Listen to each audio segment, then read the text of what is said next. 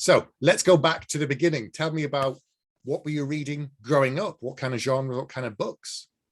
Yeah, I mean, I was a big fantasy reader when I was growing up. That Okay. was kind of my genre of choice. I think my mum was, like wanted me to read other stuff. I think in a very gentle kind of way. I think she was always in a very not in a pushy way, but she's kind of hopefully, I don't know, wafting Middlemarch in my direction occasionally, and I would like immediately be like, no, I want another 9-book series with dragons on the cover, please and thank you. Can we go to Waterstones or Ottika's, as as it was also around then back in the day. Yes. That ages me.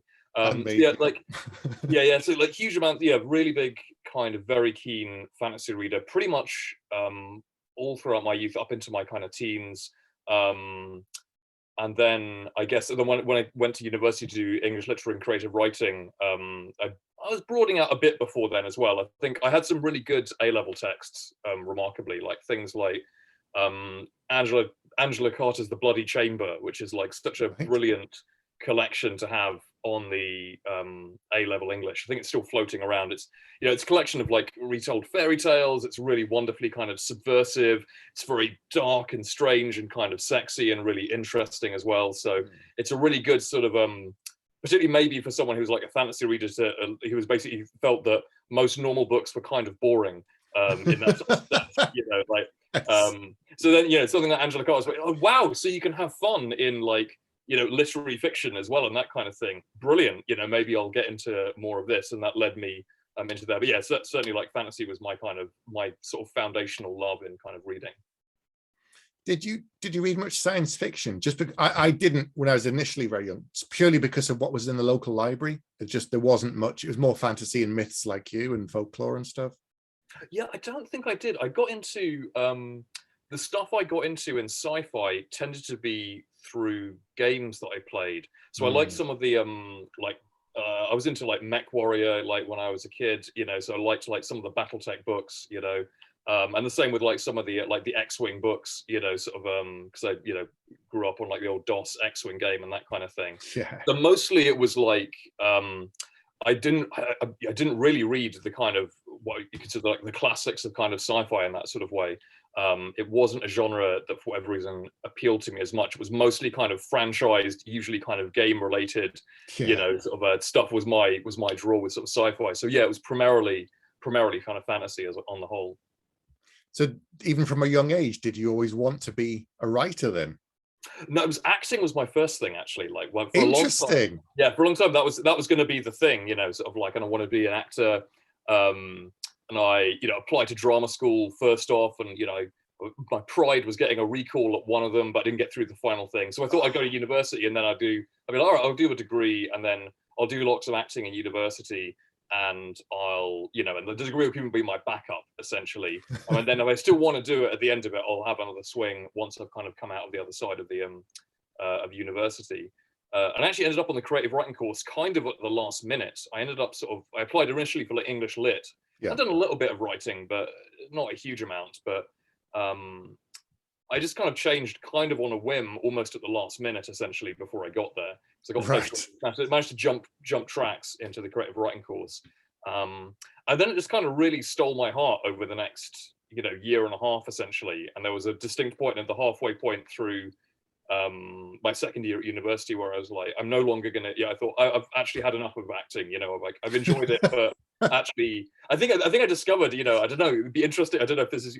I think I discovered like I wouldn't describe myself as a control freak in my normal life, but I discovered I liked the control creatively in that sort of sense that you had in writing, I suppose. Yeah. I really loved the character work in acting. That was the most interesting part of it for me was creating the character performance. How does it, this kind of same but different, what's my connection with this kind of character? Where do I feel a kind of point of similarity with them? Where are they wildly different to me? And that sort of that was the kind of real draw of it. But I really enjoyed having it in writing where I could control all the elements, I suppose. I got to play all the characters and be the director and the writer and the stage designer and all the rest of it, essentially all kind of packed into one. So there was a kind of transition point at the halfway through. I was like, actually, I think writing's the thing that's really interesting me now. So that's the thing I'm going to focus on. I got to be Iago that was one of my swan songs for like amateur dramatics, and that's a pretty good one to check out. Pretty good. That was good fun. Like I like that was a great one, you know. But after that, I was like, yeah, I've done my thing on that, and now I want to get back into I want to try writing instead. I thought you were going to say something like, I was third warrior on left, and at that point I thought, no, this is it, I'm out, you know. Yeah. Spear carrier number 4. Yeah. But it's true, he's saying about the differences with the acting. You start exploring the character, but it's only within the limits of the script. Whereas when you're writing it, you're like, well, I want to go off and do this instead. So you just go off and do that with the character and see what's around that corner. You can't really do that because the director might get a little bit upset with with acting. Yeah, absolutely. No, definitely. Yeah, so that was my experience of kind of transferring over, and then it just continued on since then, really. So what genres were you exploring then during the degree? Was fantasy still your primary one, or were you exploring others because of the course and finding, you know, other things you're passionate about? Yeah, interestingly, despite I read loads of fantasy, I even when I was starting out, I didn't try and write very much of it. I almost tried to write almost everything except it, which was I'm not entirely sure why. I mean, I think part of it was it's different now. You know, I think that there wasn't a huge amount of genre friendliness at university at the time I was studying. It has changed. You know, I've tried to change that as much as I can in my own teaching as well. When I teach creative writing, I'm extremely genre friendly in that sort of sense. It wasn't like genre hostile, I would say, but it wasn't. No, yeah. It wasn't quite welcoming to it or quite interested in it. And I think I also had probably quite a lot of youthful insecurity around, you know, wanting the respect of my peers and that kind of thing, you know, in that sort of way, and thinking, oh no, I should be writing. I think I was trying to throw the baby out with the bathwater and thinking, oh, I'm putting away this kind of thing, you know, maybe I was getting some residual shame. I don't know what it was, but also, I mean, I think it was also a good choice in terms of, I don't think I've quite got that world building ability in that sort of sense, you know. So I think it was also probably an aspect of, I think that, like, although I consider myself very fantasy inspired, and, like, you know, the branch of historical fiction that I've kind of wound up in, I'm drawing a lot on a lot of the fantasy that I loved reading as a kind of kid as a way to talk about it, because it's pretty much, you know, it's people running around with axes in, but, hostile climates. Exactly, you know, sort of like whether it's, you know, Eastern Europe or, you know, medieval Iceland or, you know, Persian Empire, Near East, whatever else, you know, there's lots that I could draw on in terms of inspiration from early fantasy reading. But no, I was trying quite a lot of bit of what we would call literary fiction. The thing that I was probably mostly interested in at that time was kind of experimental kind of gameplay kind of fiction. I mean, I'm a big fan of people like Borges, Italo Calvino, you know, sort of quite sort of metatextually folklore inspired sort of interesting novels. I didn't do it very well, I have to confess, you know, that's sort of but it definitely intrigued me, you know, the kind of playing with a kind of meta structure of stories and that kind of way, being quite open about the mechanics in that sort of sense. Narratives that sort of broke the fourth wall or involved some kind of trickery in that sort of sense. So that was kind of what I was most interested in at the time at university, I think, to variable degrees of success. So when did you, so as part of your degree, were you writing stories? When did you start try and write the first novel? Is that part of the course that you were doing back then? No, so I did you could do it. There was essentially the final year project is what's called a personal writing project. So it's like 10,000 words of writing, which is obviously, you know, chicken feed for novels, you know, sort of a tiny fragment. It felt very big at the time. Yeah. And, you know, and some people would use it to start you could write like the first 10,000 words of a novel if you wanted to, in that sort of sense. You could start something bigger. Yeah. I wrote something that was kind of self-contained, but it did kind of whet my appetite for something bigger in that sort of sense. It was the kind of like training wheels sort of approach to it, I think, in that sense, that I really enjoyed the process of settling into something a bit larger. I found myself settling into a good kind of rhythm and routine of doing sort of daily writing. You know, I think that's the thing, when you're doing shorter stories, like in kind of shorter assignments, particularly at university level, you could kind of blitz them, you know, in that sense. You know, you can fire out like a 2,000 word assignment draft quite quickly in that sort of way. But even then, you know, I felt like I was a sort of more of a slow, ploddy tortoise person when I was doing a longer project. But I liked that process of doing a little bit each day, and it being a kind of part of your life, that rhythm of like long fiction writing essentially really pleased me. So I thought that I would, that was kind of my project post university, like when I left, moved to London and was, doing copywriting jobs at the time, in marketing. And on the side, I was getting up every morning to, have a cup of coffee at Cafe Nero and try and write novels essentially. Involved maybe like a lot of people, a lot of starting, it goes really well. Suddenly it gets really hard, and then you chuck it away, and then a new alluring idea is on the horizon. No, this time it'll be different. This time I'll get it right. And so you junk the idea. So I had a kind of hard drive full of abandoned kind of projects at variable levels, usually between sort of 5,000 or 20,000 words or so was usually, I bailed out at that point and then would start the kind of new thing. So yeah, so it was after university, I thought, right, that's the mission now. See if I really enjoyed writing a longer piece of fiction. Let's see what the novel's like in that sort of way. And there was quite a long period of that sort of bashing my head against the wall there. Yeah, a lot of people go through that cycle of they're so passionate at the start of that first draft. They think it's brilliant. They're working, they're excited. And then they realize it's going to take them 6, 8, 12 months to actually do it at that pace. And the day-to-day becomes a grind and the struggle, and they lose their passion and they just tail off. And then, well, I've got this brilliant new shiny idea. Ooh, and then yeah, that's also going to take me 6 to 12 months or more. Yeah. And I found as well that it's like and this is still consistent. I've kind of hit, I'm drafting something about, but I kind of know it like it's sort of hello darkness, my old friend. I know I always find like at about 30,000 words or so, it gets really hard, and I think it's sort of, that's just, every writer's kind of different. I always love beginnings. I love writing beginnings. They're always super exciting and engaging, for me to write. I really, really love writing beginnings. And I think I was just mistaking back in the day. I mean, there was also other things I wasn't planning enough, and I didn't. There were lots of things that were going wrong with those kind of projects in that sort of way. Yeah. But I think I was also mistaking it getting hard with the writing not going well, which has been, I've since been like, no. There's lots of times when the writing feels hard and feels bad. Sometimes is bad, but that's fine. It's just the draft, in that sort of way. It's just that you've hit that kind of tough section of the writing, or hit a tough section of the writing where you're just going to have to power through it and find a way out the other side, and it will be fun again, or you'll fix it in the edit or whatever else. Yeah, I think I have it 3 or 4 months into a project. I just think this is the worst thing I've ever written. I'm wasting my time. And then after about another month, I go, oh, it's not too bad. I look back and think, oh, actually, maybe there's something here. So yeah, I think you're right. Everyone has that at a different stage, and then they look back and think. But even when it's really tough, I just force myself to grind through. And when I look back, it's never as bad as I thought it was. It's just slower, usually. Yeah. It's just forcing, words out of a smaller and smaller tube at a certain point. It opens back up again. It says, squeezing it like cake mix or something. And then it just, but then it's okay again now. The blockage eases. And yeah. So when did you start writing? What was your debut novel, The Last King of Lydia?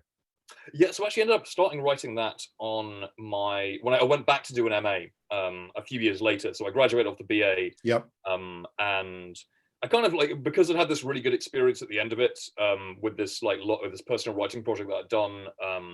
I kind of had good vibes from the university in that sort of way. But I kind of took stock, and I think I was right in my assessment, because I was trying to take stock of where I felt I was strong and kind of weak as a writer at that sort of stage. Like, what do I know? What don't I know? Yeah.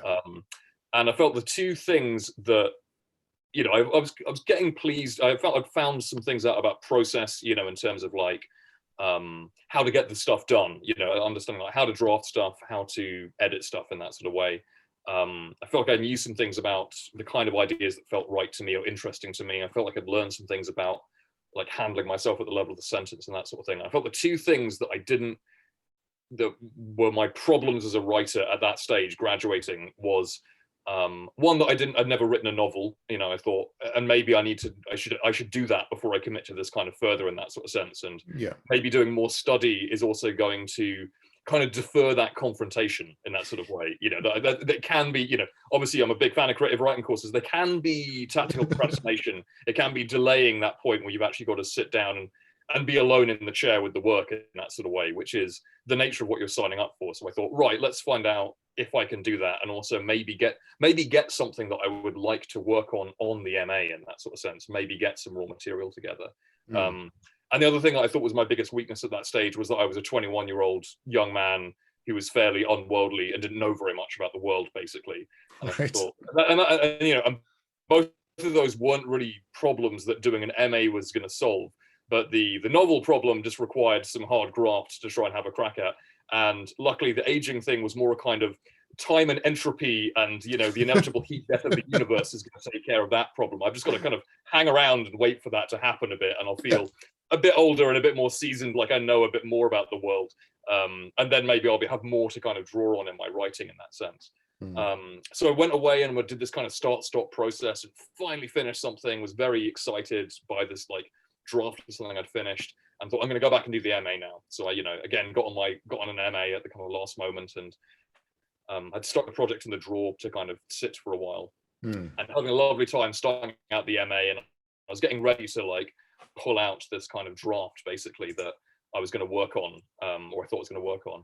Got it out, read it, and thought, this is terrible. This is very, very bad, and unrescuable in that sort of sense. Oh wow, really? But I'm really glad. Yeah. But I think it's, for me, it was one of those things about, it's probably the most used. I mean, every writer, I think they've got usually the stinker in the drawer or the multiple stinkers in the drawer in that sort of sense. Yep. And I think I learned more from writing that bad book that was the biggest jump, I think, in that sort of sense. And I think a lot of it was around, I still had a bit of maybe Russell Group University arrogance in me that I thought, it was basically my experience of it was that all the stuff that I thought was really hard in writing, things like my big, brilliant ideas and, the beautiful sentences and this kind of thing, actually, I think is relatively easy. It's all hard. There's nothing that easy in writing, but that stuff's, I think, relatively easy. All the stuff that I thought must be easy, because all those hacks in genre fiction do it, things like plotting and character development and this kind of thing, I discovered that's really hard. And also with this book, this stinker of a book I had in front of me, I discovered what happens if you have a book that doesn't really have character development, that doesn't really, it had a story, but it just didn't tie together. It was a kind of series of events that kind of occurred in sequence in that sort of way, but there was no kind of links of kind of causality. There was no kind of cause and effect. There wasn't meaningful choices happening in that sort of way. It was kind of classic, first time writer sort of stuff.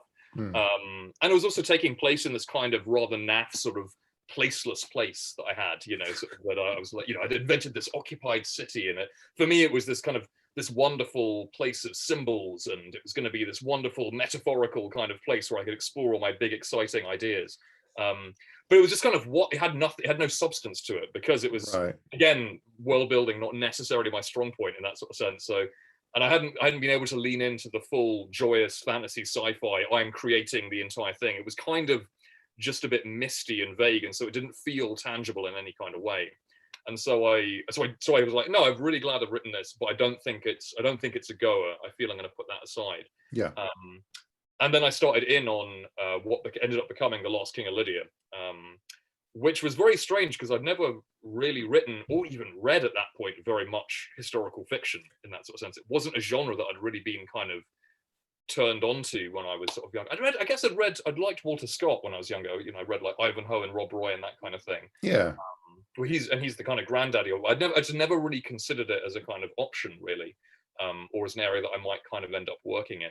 Do you think it was the constraints in some ways of the stuff that was existing? And because even, with the best history books in the world, there's always gaps unless you've lived through it and you've got personal accounts. If it's 100 years, we haven't really got an idea because no one actually lived it day to day, and there's always gaps, and that's where you can find magic and dance between the raindrops. And is that why the constraints helped in some way for the world building? Yeah, absolutely. I think it was that, and everything that I've done so far has been characterized by unreliable source texts, essentially, because it provided exactly that. It was that mixture of a little bit of a framework to work off in that sort of sense. So I'm not creating everything kind of from scratch in that sense, that I've got interesting little tidbits that I can pick out in research that gave me that solidity in that sort of way, that gave me that sense of like, there's a degree of solidness to this kind of project in this way, of the time and the place. I can do stuff that I really think, and it all links together. All that stuff, obviously world building, if you really do a really good fantasy sci-fi world, all the bits it all ties together. You feel there's rules of the world that you can't maybe even put your finger on, but the world feels right, and it doesn't have that kind of uncanny valley. And when you build it wrong, then it just feels off, and like the reader can feel it, the writer can kind of feel it, and something is wrong. The pieces don't tie together in that kind of way, and that's where the world building kind of goes wrong. So I felt like with the unreliable source texts I found, particularly with the kind of ancient and medieval world sort of stuff, there was a kind of solid grounding. Sometimes those frameworks of stories as well.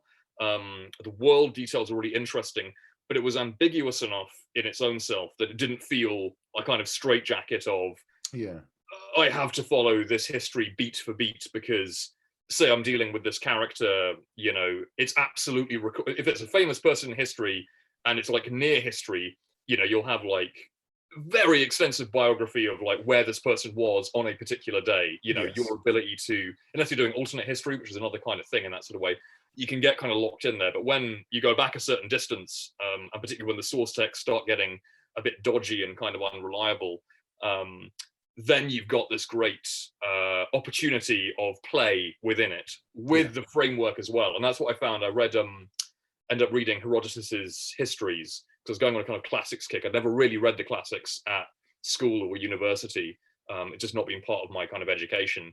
And so I was going on a kind of catch up, essentially. And I just found this story in Herodotus, the story of Croesus, that was both a really, really juicy story to me, and also kind of half finished for me. In Herodotus, the story ends just at the good part, sort of like, it's this point, fabulously wealthy king, his people invent money, so there's this great trading nation. He arrogantly goes to war with Persia, and they get smashed, and is rescued off a execution pyre, and taken into service of the king of Cyrus the Great, who's kind of taken over the kingdom. And then he kind of disappears from Herodotus. He recurs every so often as the wise advisor. That's his kind of role for the rest of it in the history. He'll just kind of step in for a moment just to offer some sage advice, and then disappears for another 100 pages. And I kind of had that sort of Waiting for Godot, Rosencrantz and Guildenstern are Dead kind of thing of like, what's he doing in the in-between stage? Because like every so often he turns up to like offer sage advice to his conqueror, but then he was the most richest, the richest and most powerful man in the world, and now he's basically cleaning someone's boots fundamentally. So what's going on? What's that like psychologically and kind of emotionally for this person? And what's happening in the blanks in that sense? So that was the kind of and so I saw that, and I was like, that's a really fascinating story. I would love to write that. And I was like, well, I guess I'm gonna have to learn how to write historical fiction. I guess I'm gonna have to read some historical fiction. I guess I'm gonna do a kind of crash course on that. So I did some very, very hurried reading to try and get like vaguely au fait with the genre, and then got started on it, and it became like the part of my long project at university, which is 20,000 words. Ended up being like the first 20,000 words of what became the first book. So that was and then continued it and then completed it after I graduated. Did you then do the classics of, revising it and then trying to get an agent straight away, or did you sit on it for a while and work on something else? No, so I went into it. So I did a redraft of it.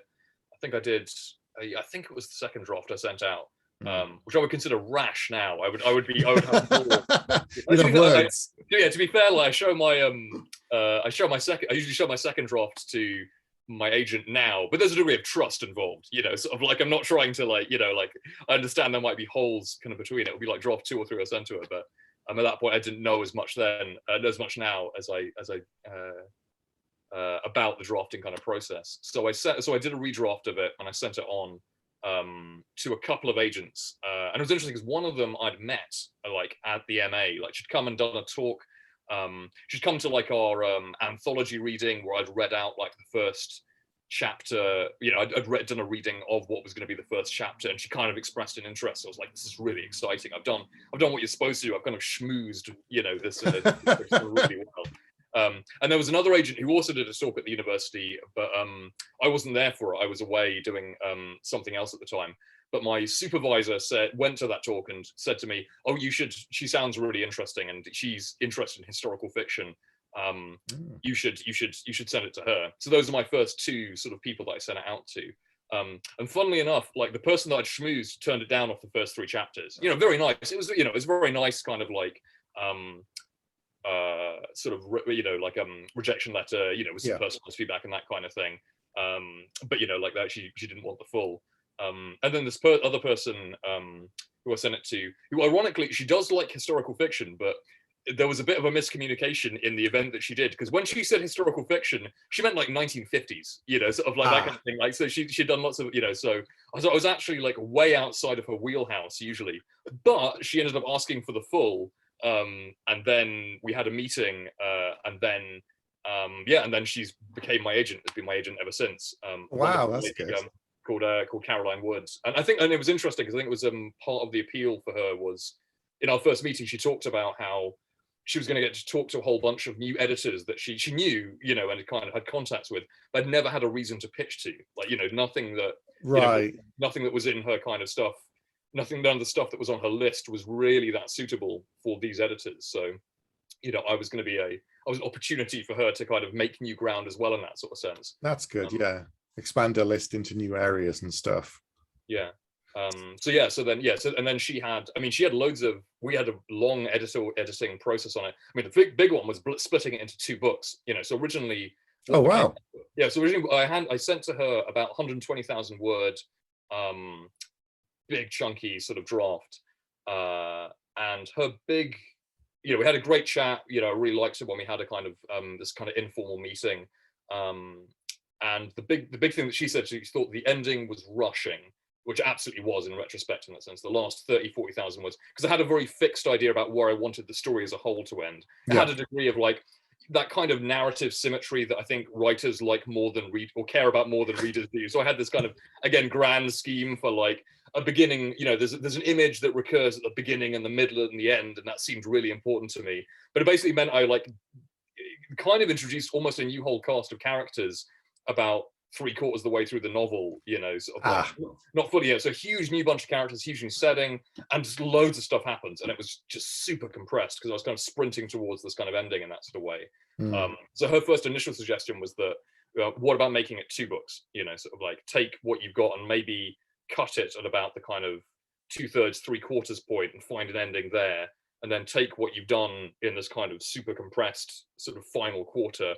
Expand that out, because that feels like it wants room to breathe. It feels like it wants to be its own book, essentially. So I sort of went away and thought about it and thought that seemed like a really good idea. And then we did some back and forth. I think it was like 9 months to a year, I think, was the kind of like bouncing drafts back and forth of the first book. Of the second book was going to be high in the sky at that point. We were going to sell it as a 2-book deal.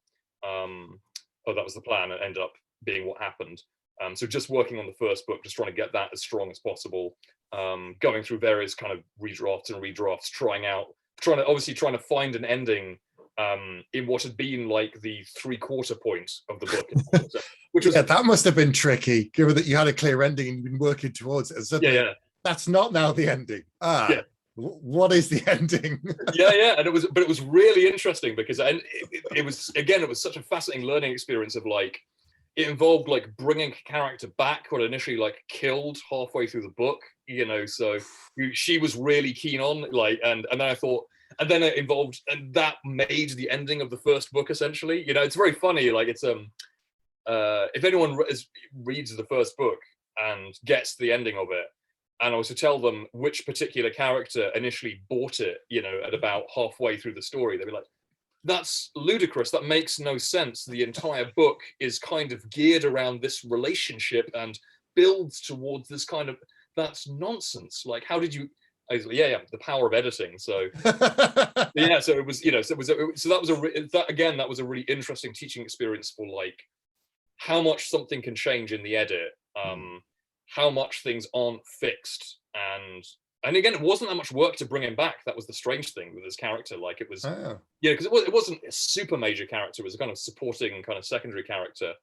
and all it was, so it probably involved about 10,000 words of original writing, to write the new scenes, and then obviously some tweaking to make sure that no one was referring to this character as being dead when they were supposed to be alive, but it wasn't that much work to do. It took me about a month maybe to do it, and it completely altered the ending, completely altered the book as a whole, because it all, tied together in this sort of way.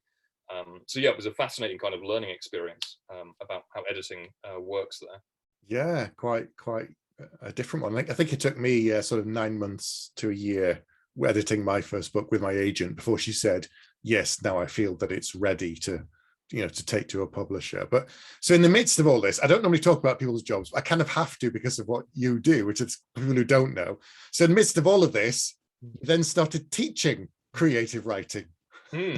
Yeah, so I was doing bits and pieces. So basically I graduated, and I was primarily at that point, just after I graduated, I moved back to London where I'd lived before. I was working in a Waterstones at that point. Luckily, I'd lucked into this incredibly cheap flat, not like, to rent. It was like an old council flat that was about to be torn down in the block.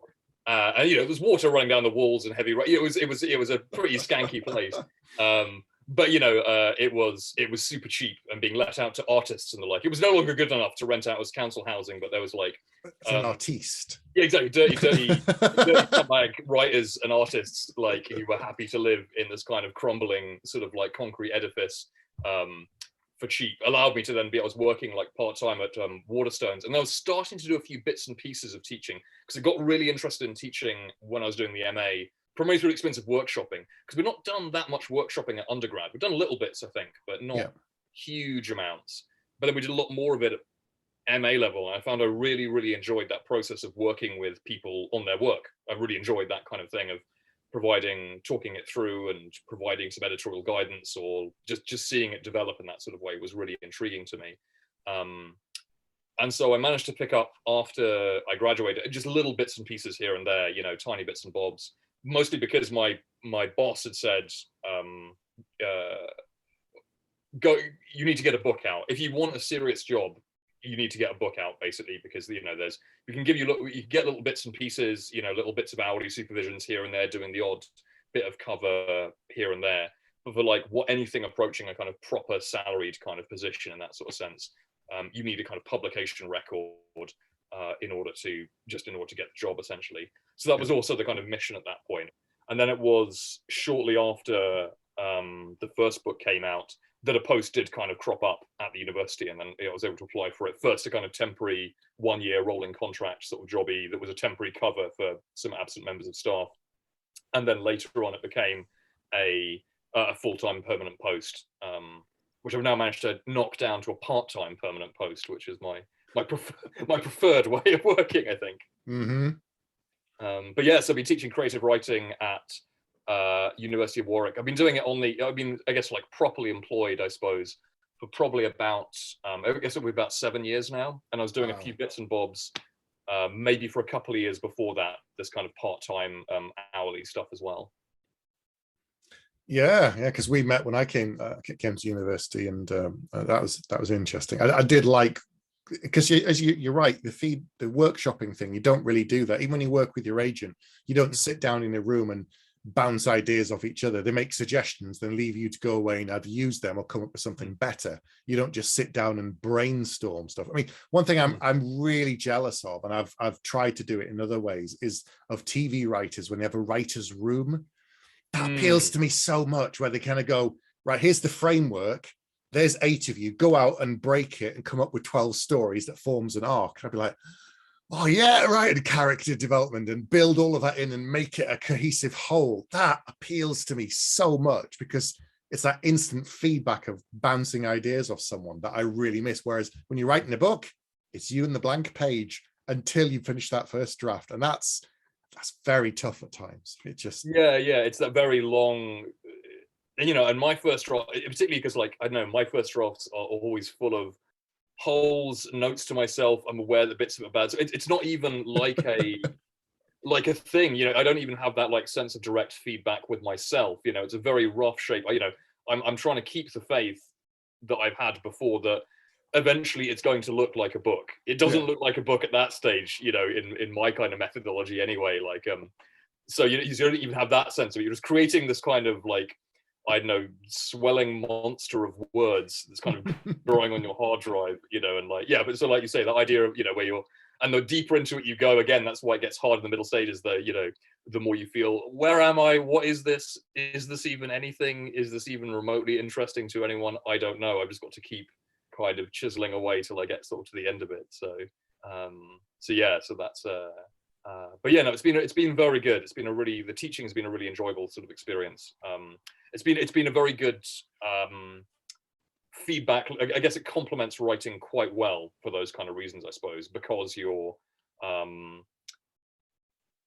you're learning as much from your students as you're teaching the students, sometimes more, frankly, a lot of the time. Yeah, I was going to say, maybe they inspired you, or maybe they, generated ideas in you hadn't even considered in your work. Yeah, well, it forces you to like sort of think about your process a lot in that sort of way, because you're seeing what they're doing with words and that kind of thing. And sometimes, and when you see what I perceive to be kind of problems in the work, it's stuff that you sort of can reflect on yourself in that way, because you'd be like, oh yeah, and often when I'm telling someone, telling someone off is the wrong term, but when I'm saying, but maybe you want to know about this, I'm saying it from a place of like, because I've had to deal with this in the edit. I can see that you're doing this now, and I know it feels really good for all the reasons it feels really good for me when I'm dropping that kind of thing. But I'm telling you that you'll thank me later.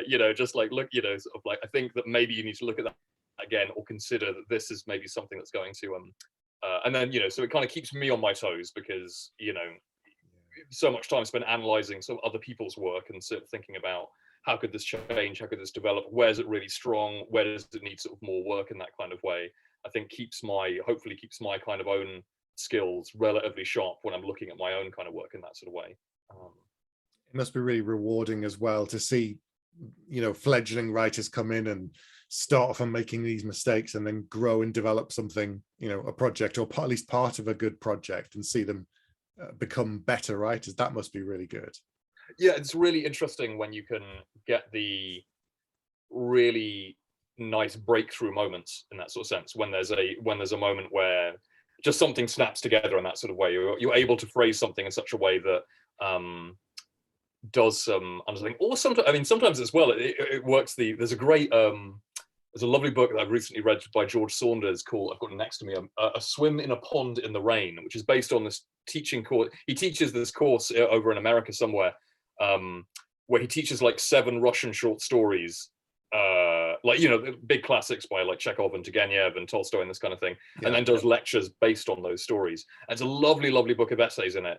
But he talks about sometimes in teaching, it's people doing complete opposite of what you intend, and then it really working for them as well. And sometimes you feel like the Yoda sort of sage guru thing. Like, oh yeah, I'm going to introduce you to this book that I think is really going to blow your mind. I'm going to say, maybe consider structuring like this, or maybe consider editing like this when you're approaching it. Do this kind of thing. And sometimes people will like, follow your teachings, and that's very gratifying. And sometimes they'll be like, no way, and they go off and do something completely opposite, and it really works for them. You're like, my job was to kind of be like the antithesis in this situation. Like that was my job, sort of like I still feel like we've done good teaching here, but it was that your method is so different to mine, and your way of doing it, that you needed to see me say, hey, you could try it like this, and you're like, all right, I'll give it a dabble, but actually that really doesn't work for me. I'm going to do the opposite of that. But thank you. Thank you for telling me exactly what not to do, because that's how I fumbled my way towards a superior sort of process in that sense. So it kind of goes both ways, I think, with the teaching, but both are really fun for very different kind of reasons. Yeah, one of them strokes your ego, and the other one kind of keeps you humble. So as long as the two kind of work together in the right kind of ratio, then you avoid hopefully becoming too sort of full of yourself and thinking of yourself as some sort of writing guru, which would be the nightmare. Yeah, that would be really good to see them come up with something so good. Like, I never would have thought that in a million years. Yeah. Okay. If it works, great. So you've done a few novels now, but tell me about the new one. And this is the first in a new trilogy, is that right? Yeah, so this one is it's called A Winter War. Have it here. Sort of like, again, another lovely sort of like hardback by Head of Zeus, my publisher. And so this was an intriguing one. It sort of had an interesting genesis. I mean, fundamentally, it was in consultation with the publisher who they bought it was a different publisher who did my first couple of books. Yep. So they bought Smile of the Wolf, which had been my kind of one-off Icelandic book. And it had been a one-off. It was a standalone kind of book. And they bought it, they really liked it. And the editor who bought it sort of said to me, are you interested in developing like a series maybe, or something a bit longer? Because we think it would be a better sell fundamentally in that kind of way. We think it'd be easier to market, we think it seems to be where the market in historical fiction is kind of currently going. We want you to do what you're doing. And he also suggested as well, was I interested in something maybe a bit, not exactly actiony, but kind of adventure-y in that sort of sense? Was that, right, was that something I might be interested in?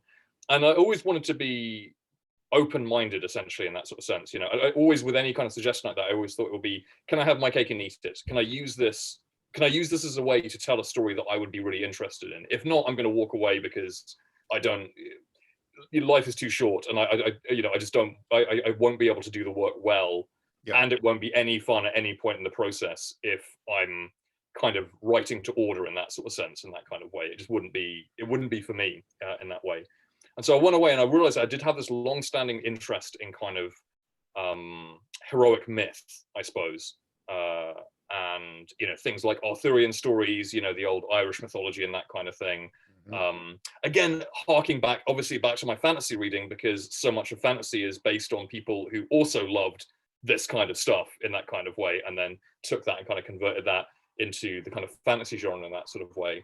So I thought I'd like to do something about that. And I also came across this fascinating culture of the Sarmatians, who were they had descended from the Scythians, nomadic people, on the Eurasian steppe. They fought, they were kind of the world's first heavy cavalry. They fought, on sort of heavily armored horses with big two-handed spears. And there's a wonderful, wildly unlikely, probably nonsense, possible Arthurian connection as well. Because when you dig into what we have surviving of like Sarmatian mythology, there are, magic swords being thrown into the lake by dying kings. And, the Sarmatians themselves are, almost like they're fighting with big two-handed spears, fundamentally lances, heavily armored on horseback in this kind of way. They've got this sort of proto-chivalric sort of warrior culture sort of going on there. And they wound up eventually, so they fought the time period that I'm dealing with. They're fighting in the first book. It's a war against Rome and the Emperor Marcus Aurelius. And opened, the thing that really drew me in, again, my love of beginnings, was that in the research I found they fought a battle on the frozen river Danube, against this legion. They're trying to raid over to, get supplies for a hard winter, and they end up fighting this legion on this frozen river. I was like, wow, want to write that scene? That's that's where I'm coming in. That's my beginning. That's exactly where I want to start it. Because I'm I write, I hope I write sophisticated books about ideas and characters and emotions, this kind of stuff. But action, like heavy cavalry fighting a legion on a frozen river in winter. Come on, I've got to write that scene. Yeah, that's where I want to kick things off. And so and eventually, hashtag spoilers for later books to a certain degree. They eventually wind up in Roman Britain, where they ended up kind of settling. And so the unlikely Arthurian theory is that they settle, their stories kind of enter into kind of our culture in that way. There's even a kind of proto-Arthur figure in there as well, potentially. I think it's wildly unlikely, and I think it's generally regarded poorly by proper Arthurian kind of Arthurianists in that sort of sense. But it's really fun. And again, it was that kind of unreliable source text. It was an excuse to play with both what we know about the Sarmatians themselves, which is really intriguing as a kind of like nomadic, kind of Dothraki-esque kind of culture in that sort of sense. Along with Arthurian myth. And obviously I got to have fun playing like reverse, Chinese whisper, so to speak, in that sense, where you think, oh, so this ended up in Mallory. Let's just assume it was true that the Sarmatians implied it. What could have been the really distorted origin point for this person fighting a giant with a beard made of, with a cloak made of scalps and beards of defeated kings? It's like, I think I can do something with that in that kind of way, like when, when Lancelot and so have a conflict about this kind of thing, what could have been an origin point for that in that kind of way? So it was really fun getting to. I mean, it's very Easter eggy in that sort of sense. I hope it's probably fairly hidden in that kind of way, but it was more, again, providing some inspiration, some structure, some little things to play with within it that I could play with while telling what was also this kind of. I thought of it as a kind of like I don't know, ancient world Battlestar Galactica as well was my initial kind of concept because they again it's not particular spoilers to say they lose the battle on the frozen river, and then there's this kind of fighting retreat, and I just loved and again that kind of Battlestar Galactica idea of this civilization on the run in that sort of sense, the civilization kind of facing extinction. The Romans had kind of had enough of them by this point and were like, right, it's time to wipe them out, one of those periodic genocides that the Romans are kind of so fond of. So it's a real kind of struggle for survival kind of thing, a real questioning of a culture's kind of fundamental tenets. What do you fight to keep? Where do you submit? Where do you stand and fight? Where do you surrender? This kind of thing. So that was my kind of like that was the kind of concept for it. And that's becomes the kind of first book, which is setting up the next couple of books, which should hopefully be out in the next couple of years. Are you working on book 2 now? Yeah, so book 2's drafted, and I'm waiting for edits from the publisher at the moment. So I've got a version of it in with them. My agent likes it a lot, so we're just waiting to hear back from them. And so I'm currently doing first draft of book 3 at the moment. And I've just entered this week, in fact, the sloggy middle section. It was all like just flowing, lovely, easy, free and easy, really enjoying it. I was thinking maybe this is a book that isn't going to feel like a slog in the middle. Then this week is like, no, it's time to pay the piper. Sort of like it's going to be a tough time slogging through the middle of the draft again. But I have faith it will work out at the end of it. Have you never been tempted to take kind of the historical framings and then introduce a little bit of fantasy and just kind of push it to the next level to see what would happen? Yeah, I mean, I guess I did a little. I mean, I couldn't quite resist. There's a dream sequence. There's like a kind of prophetic dream sequence in my very first book, just because it was so juicy. I mean, there's nothing. It was, and I had a really fun idea about how I wanted to write it, and I just had great fun with it. And so I kind of broke my own rule in that one, because my initial concept was that I wanted to be wild. I was happy with wildly improbable, but try and avoid like going into the outright kind of fantastic in that sort of sense. So I think the thing that really interests me, I think, is almost the idea of a kind of secular magic, sort of where if you believe something so strongly, and if a culture and a people and a group believe something so strongly, fundamentally it is real, so like if you believe that you are cursed, sort of like if you believe there is a curse on you because you have broken some kind of taboo of your culture in that kind of way, you will, and you completely believe that, and everyone in your culture also completely believes that you are cursed in that way, you will find a way to make cursed things happen to yourself in that sort of sense.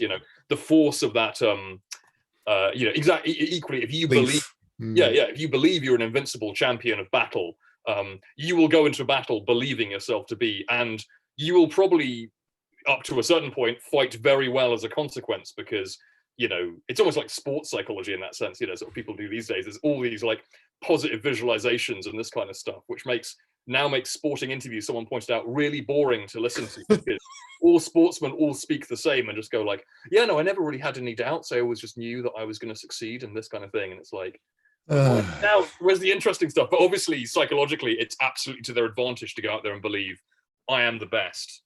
And I'm going to go out and win today because I am the best person.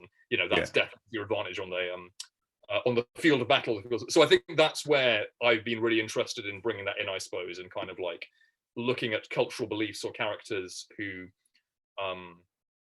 have where there's a group identity thing going on, where it might be waves of hysteria, almost like group hysteria in that sort of way, in that sort of sense, kind of sweeping into the point where it's almost like that kind of secular magic where they make it real through their kind of actions has been where I've really enjoyed that kind of like grey area there.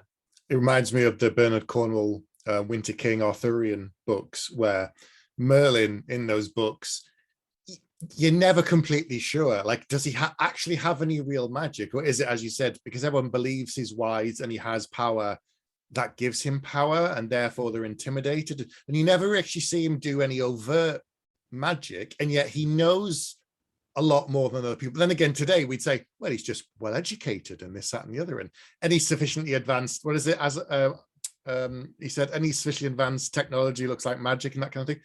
Yeah. Maybe that kind of, it's that sort of thing, that he was just so knowledgeable, a man out of time, that it appears magic. And I love that trilogy. And that was like, I read that in the run up to, it's so good. Yeah, I read that in the run up to writing this as a sort of like, obviously like alternate Arthurian kind of thing as well. Like, I was obviously getting my hands on many as I could read, and I read that, and that was a real inspiration for kind of tone, and exactly for that kind of thing of being like, that's how I want to treat the idea of magic in this world. I want it to be that people do believe that this person is blessed or cursed, or that this person has some kind of like prophetic powers in some respect in this kind of way. But I love that.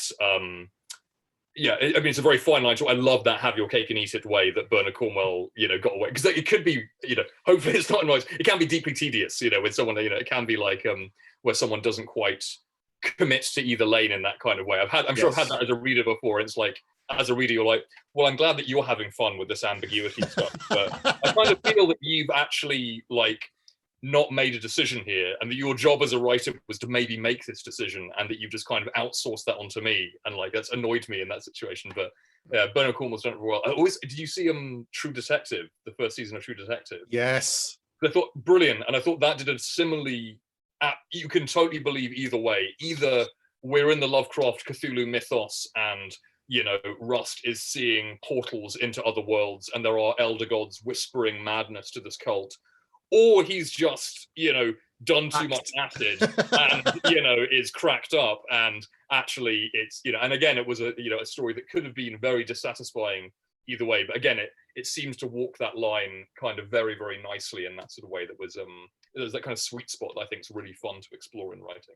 I think it's like they've made the decision, but they have to conceal it in such a way that you're not completely sure, but they actually know which one it is, but they can't ever tell you. Even if you ask the writer in person, they can't ever tell you, because once someone gets a definitive answer, it changes everything, because it'll spread like wildfire these days, any story. So I've got something in my new book, the one after The Coward, that's really ambiguous, and I'm never going to tell anybody which ways. I know the answer, but I can't tell anybody. If my editor asks me, I can't even tell her. Just because it's just going to upset everybody. I'm like, yeah, but it's supposed to make you question. That's the point. It's supposed to make you think. So yeah. Maybe you can have it. Maybe you can write the answer in like a locked safe, that you then say in my will. The answer was this. You're allowed to, once it's my gift to you, sort of like once I cock it, you're allowed to crack it open and sort of find out. But while I yet live, you will never know the answer. Whilst I still have breath in my body, you will never know the answer. Yes, excellent. Well, the new book is out. Book 2, as you say, you're working on it as we speak. There it is, A Winter War. And it's available now for Head of Zeus. I'll put some links down below where people can check out links to you and all of your other books and stuff as well. But thanks for coming on tonight, and thanks for talking to me. And it was good fun. Really enjoyed it. Yeah, thanks. Yeah, it was a really good chat. Sort of like to return the favor. You've come to talk at my university. About time I came to talk on your channel as well. Yeah, sounds good. All right, guys. Good night, everyone. Take care.